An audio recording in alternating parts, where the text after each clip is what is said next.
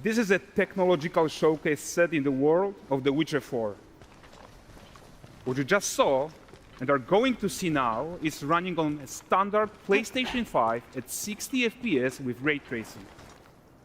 So in the game, you'll be playing as Ciri, a professional monster slayer, a witcher. She explores the world and hunts down monsters for coin. The region we are in is called Kovir, and you'll get to explore it in a game. Right now, Ciri is investigating a monster, and after gathering new clues, she is heading back to a nearby village.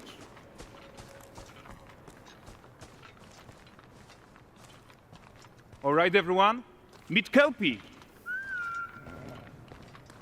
Let weeds be weeds, Kelpie. So just like Geralt had Roach, Ciri has her own loyal companion. We return to town. These two characters need to feel like one. Since you're gonna explore the world on horseback, riding needs to feel seamless, natural, and just fun. Yeah, and to support that, we're introducing multi-character motion matching in Unreal. So Ciri and Kelpie, they're perfectly synchronized when mounting from any angle and speed. And we also support root motion movement on Kelpie, so controlling her feels realistic and grounded.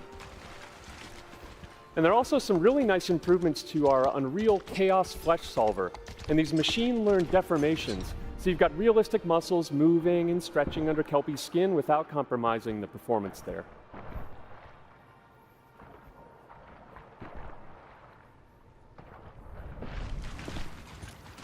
So let's leave Ciri behind for a second and talk about the world itself.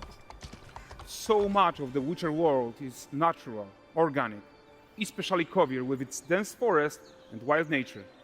Yeah, and wild nature is hard. And with nanite geometry, we've freed artists from so many of their old constraints. But we don't want to rest until everything we do in Unreal has that same spirit of freedom. There's always more work to do. And foliage is a huge piece of that puzzle. So we are excited to introduce nanite foliage. And in order to achieve gorgeous foliage density everywhere, while still being memory efficient, fast to render, we believe that a new idea was needed. So instead of the same card approach we've been using for the past 20 years, artists should be free to take a nanite approach to foliage, modeling every single leaf and pine needle. And the old LOD tricks of the past, they needed a complete rethink. And in their place, it's a new adaptive voxel representation in nanite. It's volumetric, it's fully 3D, it is super fast to render. And these dense clusters of triangles turn into these cubes, which at a distance, they're no larger than a pixel, and they react to the changing light of our dynamic sun and our shadows, and they allow artists to render whatever amount of foliage is needed to achieve their vision without compromise. And no compromise means how ambitious we are when it comes to bringing our vision to life with incredible visuals. But more than that, together with Epic, we created faster way to load the world. We can now bring in more content more quickly for the smoothest possible experience as we fly down to catch up with Ciri.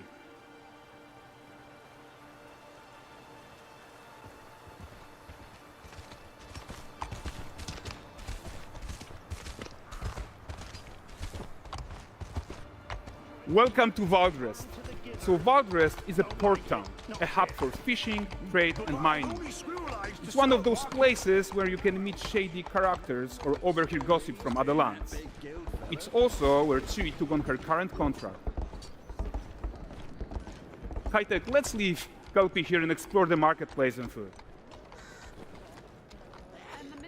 I'm so excited we can finally show you some of this stuff. Let's see what Valdrest has to offer. Not her again.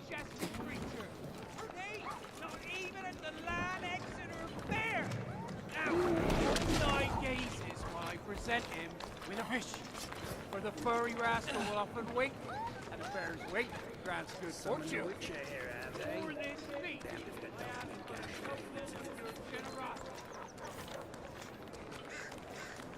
Pardon. Guys, notice how responsive the world is. Character actions directly affect what happens around you, sometimes even setting off chain reactions. Everything is working together.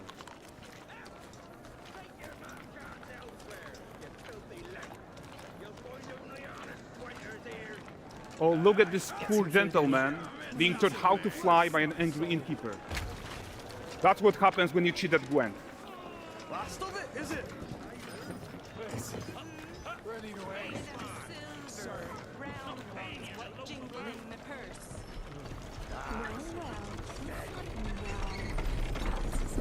Okay, so this is the guy who gave the series quest his own. Like you probably suspect, he has his own agenda in all of this. You off your tits again, Wilfred. Get your ass up.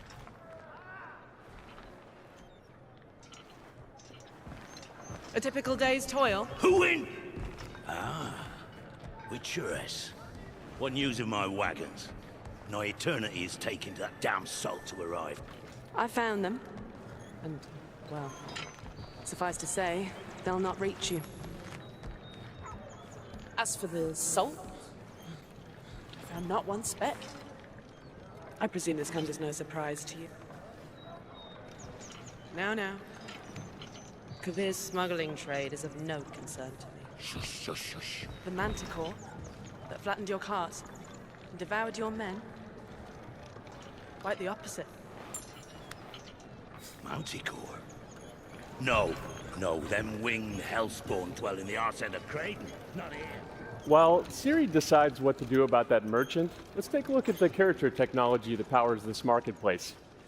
Why don't we listen in on these fishmongers? They're selling their wares, chatting up customers. Morning, catch this is. Won't find none fresher. Reckon me lady's after one of them. Comes. Get this cleaned and gutted for you. You mind, dearest? Into seeing something more. Got mackerel cod, all Braxton's finest. And there is tons of tech to play here, even in this simple market stall. Metahuman tools, improved Unreal smart objects, chaos cloth, and more. Yeah, and all of this exists to make sure that the gap in quality between Siri and NPCs is as small as possible. Yeah, and closing that gap, it's not just about fidelity, right, but also authenticity. They should react to changes in the world around them.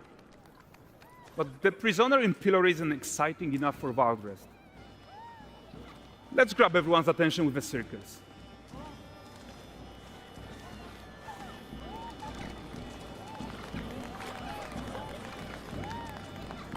But the great performance deserves a huge crowd though. Let's crank it up.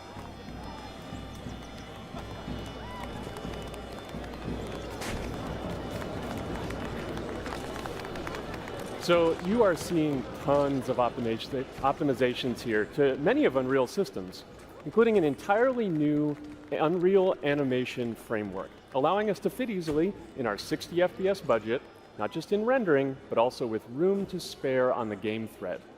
Over 300 animated skeletal mesh agents all going about their business. And the whole point is to leave breathing room for developers like you to introduce the gameplay and the systems that your players expect, empowering you to make your worlds come to life without Unreal standing in your way. You are right, and that's the open world RPG that we're making. But before we wrap up, how about one final check-in with Siri?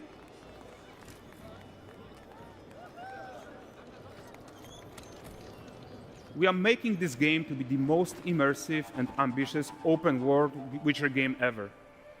And we are making this a reality thanks to our work on Unreal with the team at Epic. I think what we are doing together is going to bring in a new generation of open world RPGs, and I'm so proud of what we accomplished so far. We are too. So we're almost done, but before we go, here's a small gift for all Witcher fans. A first look at Lanexeter.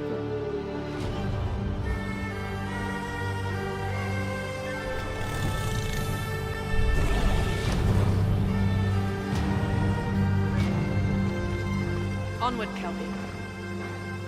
We've worked to do.